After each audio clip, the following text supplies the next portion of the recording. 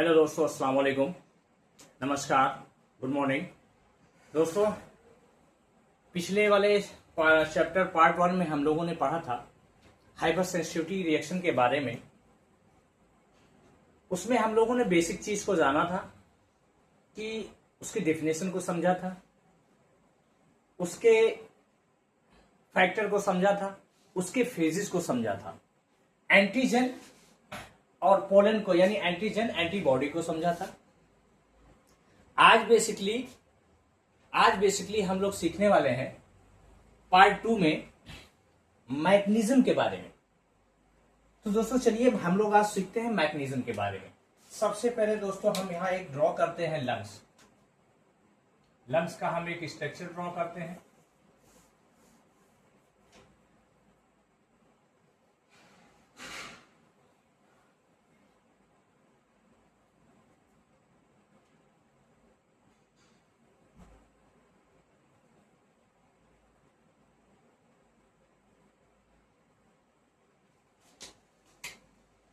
देखिए दोस्तों, जैसे ही यहां पे पोलन, जैसे कि हमने बताया था एलर्जिक सब्सटेंस या एलर्जिक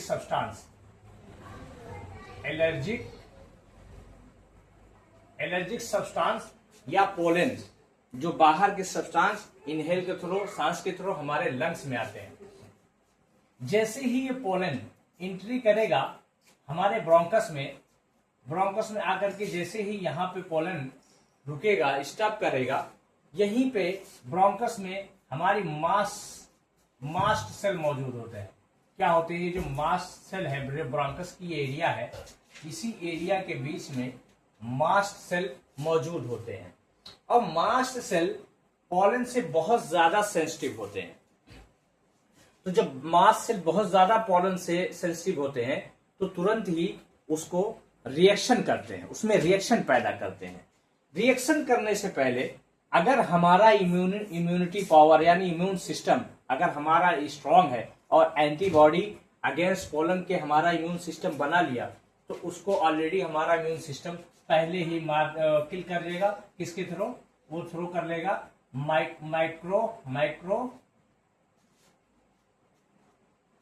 माइक्रोफेज के थ्रू हमारा इम्यून सिस्टम इसको किल कर देगा, इस पोलन को किल कर देगा, या फाइगोसाइटोस यानी खा लेगा या उसको डिस्ट्रॉय कर देगा। अगर कि ड्यू टू किसी भी रीजन से ये हमारा मान के चलिए इम्यूनिटी सिस्टम, हमारा इम्यूनिटी वीक है और डिस्ट्रॉय नहीं कर पाया, तो जो ये हमारी जो मास्ट सेल है सेंसिटिव होती है। अब इस ब्रोंकस में जो रिएक्शन डेवलप होता है, जो रिएक्शन के बाद जो केमिकल रिलीज होते हैं, जो हमारे फिर हमें एलर्जिक सब्सटेंस क्रिएट करते हैं, सिम्टम्स डेवलप करते हैं। आइए हम उसको पूरी डिटेल में जानते हैं। सबसे पहले हम इस ब्रोंकस को ब्रोंकस की एक हिस्टोलॉजी बनाते हैं। ठीक है दोस्तों, तो देखिए ब्रोंकस की हिस्टोलॉजी ये ऐसी होती है। ये सेंटर में, सबसे पहले तो ये सेंटर में ये होती है इपिथेलियल सेल। क्या होती है?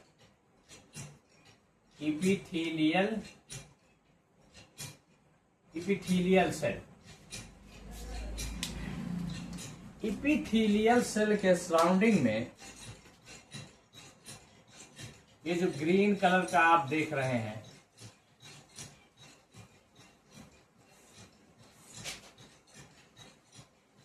इसको कहते हैं म्यूकोजल लाइनिंग।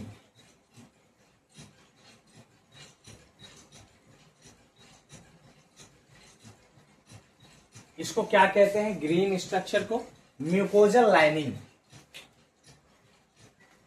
इसी के बीच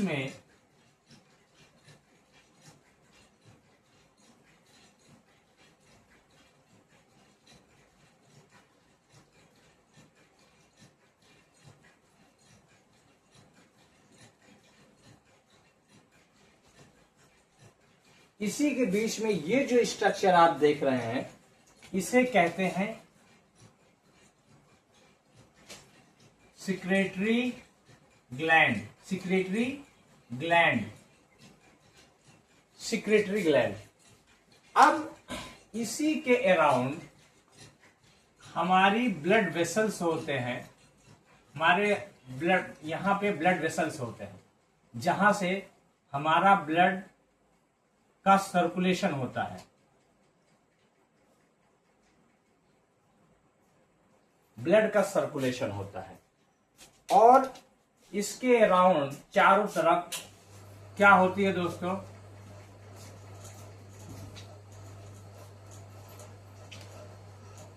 स्मूथ मसल्स। क्या होते हैं? ब्रोंकियल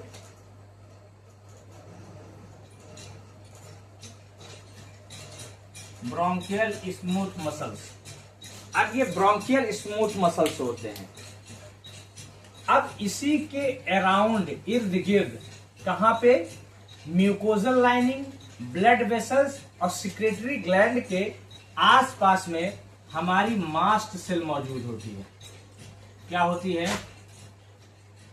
यहां पे सब मास्ट सेल मौजूद होती है। जैसा कि मैंने इसमें दिखाया था, यहां पे मास्ट सेल मौजूद होती है। इसको कहते हैं मास्ट सेल। Mast cell. ठीक है दोस्तों, अब ये पूरी हो गई एक हिस्टोलॉजी। अब हम इस मास्ट सेल को, एक छोटी सी मास्ट सेल को हम फर्दर एक बड़ा डायग्राम को बड़ा डायग्राम बनाते हैं। ये हमारा हो गया दोस्तों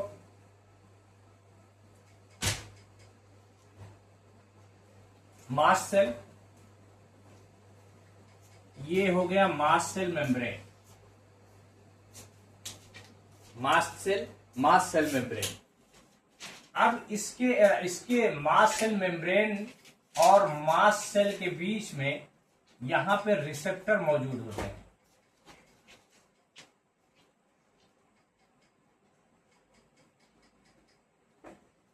ये रिसेप्टर यहां पे मौजूद होते हैं। क्या मौजूद होते हैं? रिसेप्टर। अब ये रिसेप्टर कैसे होते हैं? ये रिसेप्टर होते हैं FC portion of IgE. FC portion IgE. अब इसी एफसी फोर्स रिसेप्टर में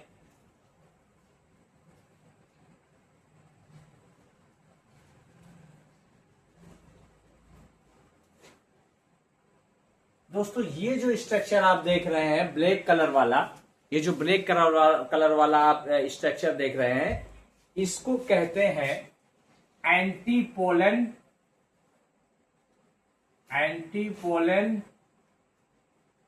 आईजीई। एंटीपोलन आईजी। अब दोस्तों ध्यान से सुनिए, जैसे ही पोलन, यहां पे क्या हुआ? पोलन या एलर्जिक सब्सटेंस लाइक दैट, जैसे ही यहां पे ट्रिगर करेगा एंटीपोलन आईजी में और एक दूसरे से ये कनेक्ट करेगा, जैसे ही टच होगा रिएक्ट करेगा या इरिटेट करेगा, उसके बाद क्या होगा? जैसे ही एंटीपोलन इससे रिएक्ट करेगा हमारा रिसेप्टर क्या करेगा? अब हम आते हैं फर्स्ट मैकेनिज्म पे। पहला जो केमिकल मैकेनिज्म होगा उसको हम समझते हैं, फिर सेकंड को समझेंगे, फिर थर्ड को समझेंगे। पहले आज हम समझेंगे फर्स्ट रिएक्शन को। जैसे ही एंटीपोलन टच होगा, जैसे ही पोलन टच होगा एंटीपोलन आईजी में, और फिर वो जो रिएक्शन होगा बाय द रिसेप्टर के थ्रू, हम उसको समझते हैं। जैसे ही ये टच हुआ, रिसेप्टर स्टिमुलेट हुआ। अब रिसेप्टर क्या करेगा?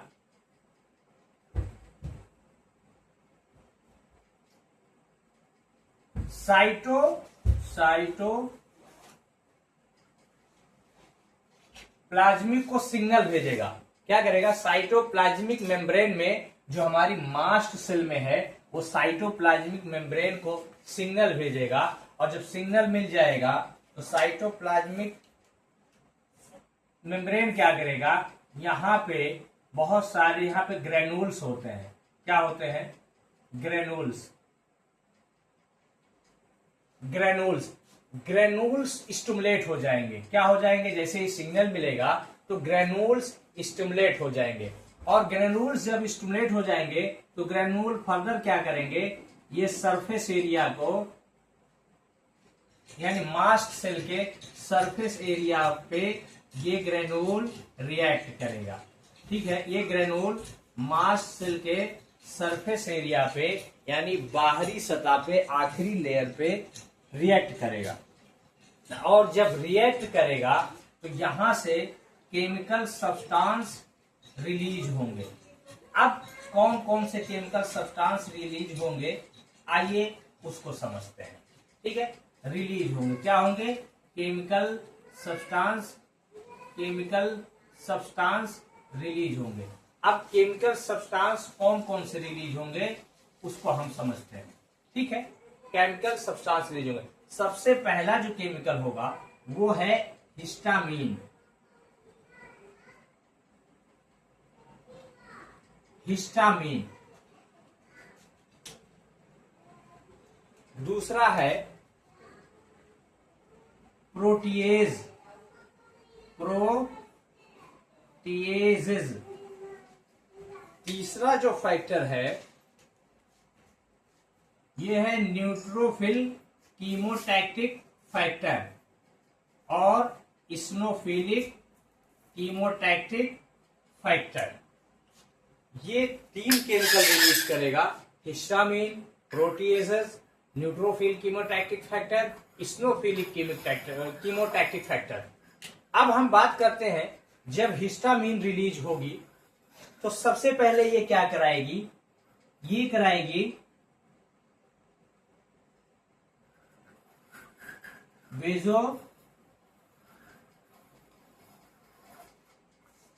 बेजोडाइलेटर कराएगी। बेजोडाइलेटर का मतलब है ये जो हमारा ब्लड वेसल्स है ये डायलेट हो जाएगा, और जब ब्लड वेसल्स डायलेट हो जाएंगे तो हमारा ब्लड प्रेशर डाउन होने लगेगा। दूसरा ये क्या कराएगी, इंक्रीज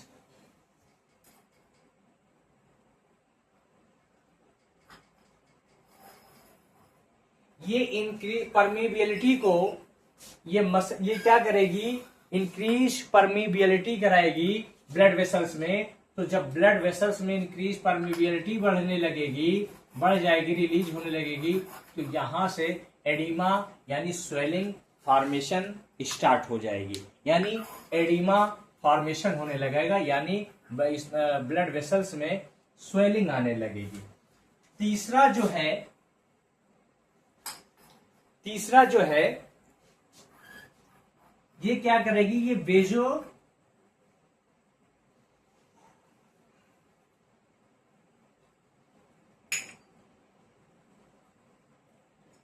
बेजो कॉन्स्ट्रिक्शन करवाएगी। अब बेजो कॉन्स्ट्रिक्शन का मतलब क्या है, ये स्मूथ मसल्स है, यहां पे रिसेप्टर होते हैं हिस्टामीन के, ये हिस्टामीन रिसेप्टर होते हैं।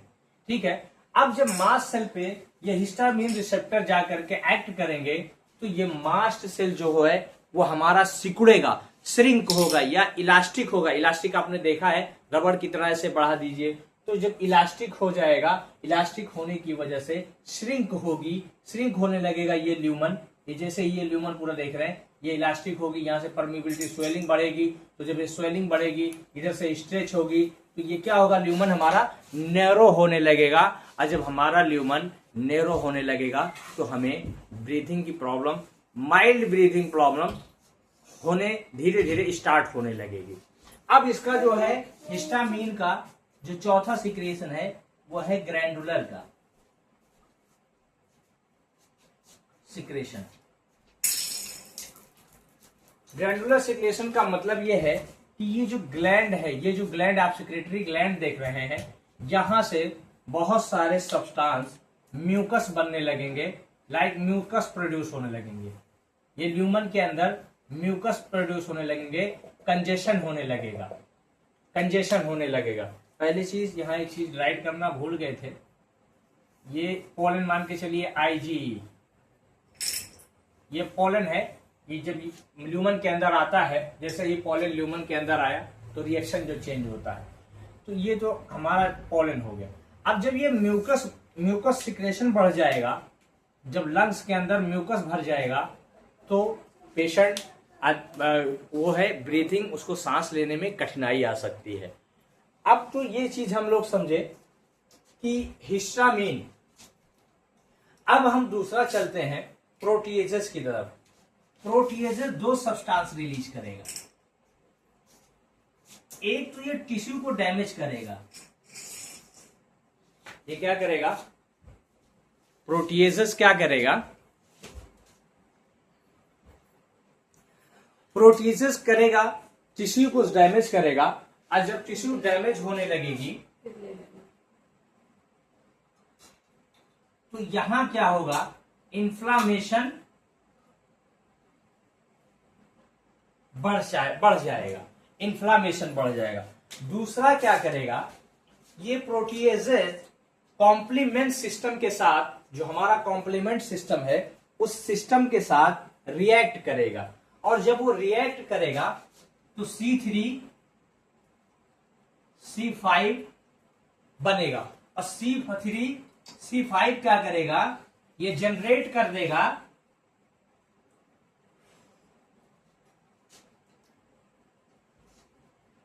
C3A C5A में। जब हमारा immune complex complement system C3 और C5 मिलकर जनरेट करके C3A और C3-5 में जनरेट कर देंगे, तो C3A और C3-5 फर्दर ये क्या करेंगे? दोनों मिलकर के यहां पर ये रिसेप्टर होते हैं मास्ट सेल पे। कौन से रिसेप्टर होते हैं? C3A receptor, C5A receptor. C3A receptor और C3-5 रिसेप्टर जब जा करके इस पे एक्ट करेंगे, बाइंड करेंगे, ये फर्दर क्या करेगा? ग्रेन्यूल को स्टिमुलेट फर्दर करेगा। तो जब ग्रेन्यूल फर्दर स्टिमुलेट हो जाएगा तो ये सिक्रेशन और बढ़ने लगेगा। तो जब ये सिक्रेशन बढ़ने लगा, केमिकल सब्सटेंसेस रिलीज होने लगेंगे। जितना ही केमिकल सब्सटेंस रिलीज होंगे, ये जाकर के यहाँ सारा एक्ट करेंगे, तो इससे ल्यूमन और भी श्रिंक होगा, इन्फ्लामेशन बढ़ेगी, म्यूकस सिक्रेशन बढ़ने लगेगा, परमिबिलिटी बढ़ने लगेगी, लाइक वेजो डायलेशन होने लगेगा, जिससे पेशेंट को और सिम्टम्स डेवलप होने लगेंगे। अब आखिरी का इसमें बचता है कि neutrophil chemotactic factor, eosinophil कीमोटैक्टिक factor. ये दोनों मिलके क्या करेंगे दोस्तों? ये दोनों मिलके क्या करेंगे? ये इस्नोफिल को कॉल करेंगे। किसको करेंगे? इसिनोफिलिक कीमोटैक्टिक फैक्टर को ये स्टिमुलेट करेंगे, यानी बढ़ाएंगे। किसको बढ़ाएंगे? इसिनोफिलिक कीमोटैक्टिक फैक्टर। अब जब इसमें इसिनोफिलिक कीमोटैक्टिक फैक्टर बढ़ जाएगा तो ये बहुत ही हार्मफुल सब्सटेंस होता है, जिससे हमारे टिश्यू में और डैमेजिंग के चांसेस बढ़ जाते हैं। अब तो आज हम ये टोटल हमने सीखा। आज हमने बेसिक ये यहां तक जान लिया कि जैसे ही पोलन बॉडी हमारी एंटी पोलन IgE पे रिएक्ट करेगा, टच करेगा, हमारा रिसेप्टर स्टिमुलेट करेगा। फर्स्ट मैकेनिज्म में बात कर रहा हूं, अभी सेकंड और थर्ड मैं इसके फर्दर वीडियो में बताऊंगा। आज फर्स्ट मैकेनिज्म को मैंने बता दिया। तो फर्स्ट मैकेनिज्म में क्या हुआ? जैसे ही पोलन बॉडी रिएक्ट किया, स्टिमुलेट हुआ रिसेप्टर, साइटोप्लाज्मिक मेम्ब्रेन को सिग्नल मिला। साइटोप्लाज्मिक मेम्ब्रेन सिग्नल ने क्या किया? ग्रेन्यूल को स्टिमुलेट किया। ग्रेन्यूल सरफेस पे मास्ट सेल के सरफेस पे जाएगा और सरफेस पे जाने के बाद केमिकल सब्सटेंस रिलीज करेगा। केमिकल सब्सटेंस रिलीज में सबसे पहले हमारा आता है हिस्टामिन, उसके बाद प्रोटीएजेस, उसके बाद neutrophil chemotactic factor, eosinophilic chemotactic factor. अब हिस्टामिन क्या कराता है? वेजोडाइलेटर कराता है और इंक्रीज परमिबिलिटी बढ़ा देगा, तो स्वेलिंग एडिमा फॉर्मेशन डेवलप होने लगेगा। दूसरा है वेजो कॉन्स्ट्रिक्शन कराने लगेगा, तो ये जो है मसल्स जो है ये मसल्स श्रिंक हो जाएंगे, क्योंकि यहाँ ये रिसेप्टर होते हैं, हिस्टामिन रिसेप्टर होते हैं। तो जो है रिसेप्टर की वजह से ये मसल्स का कॉन्ट्रेक्शन होने लगेगा, कॉन्स्ट्रिक्ट हो जाएगा, इसकी वजह से ल्यूमन श्रिंकिंग होने लगेगा। तीसरा है, चौथा फिर आएगा ग्रैंडुलर सिक्रेशन। जब यहाँ पे हिस्टामिन ज्यादा होगा तो म्यूकस प्रोड्यूस करेगा, अंदर की तरफ यहाँ बहुत सारे म्यूकस यहाँ पे जमा स्टोर होने लगेंगे। तो जब म्यूकस यहाँ पे सिक्रेशन और बढ़ जाएंगे, म्यूकस ज्यादा बढ़ने लगेंगे, तो फिर ब्रीदिंग यानी इंस्पायरेशन करने में दिक्कत आएगी, डिफिकल्टी आएगी, पेशेंट को डिस्निया या ब्रीथ करने में डिफिकल्टी महसूस हो सकती है। तीसरा क्या है, प्रोटीएसिस में दूसरा क्या है, प्रोटीएसिस में ये टिश्यू को डैमेज करेगा, दो डिवाइडेड होगा, टिश्यू को डैमेज करेगा। और जब टिश्यू डैमेज होगी तो एक कॉमन सी बात है, अगर टिश्यू डैमेज होती है तो साथ में इंफ्लामेटरी रिस्पॉन्स भी बढ़ जाता है। दूसरा ये क्या करेगी, कंप्लीमेंट सिस्टम से मिलकर के C3 C5 मिलकर के जनरेट कर देंगी C3A C5A में। अब C5A C5 क्या करेंगी कि मास्ट सेल पे जाएंगी, मास्ट सेल पे यहाँ पे C3A रिसेप्टर C5A रिसेप्टर मौजूद होता है, और ये रिसेप्टर जाके यहाँ पे ट्रिगर करते हैं, स्टिमुलेट करते हैं। और जब ये स्टिमुलेट जाकर के फर्दर ये करेंगे ग्रेन्यूल सेल को, ग्रेन्यूल सिक्रेशन क्या करेगा, फर्दर वो हिस्टामिन को और ये सब केमिकल सब्सटेंस जो हार्मफुल सब्सटेंस हैं ये क्या करेंगे कि बहुत ज्यादा सिक्रेशन बढ़ने लगेगा, हिस्टामिन ज्यादा रिलीज होगा, प्रोटीएजेस ज्यादा रिलीज होगा, कीमोटैक्टिक फैक्टर रिलीज होगा। तो ये सब सारे हार्मफुल सब्सटेंस जब रिलीज होने लगेंगे तो यहाँ पर जाकर के जो ल्यूमन है, इस ल्यूमन को ये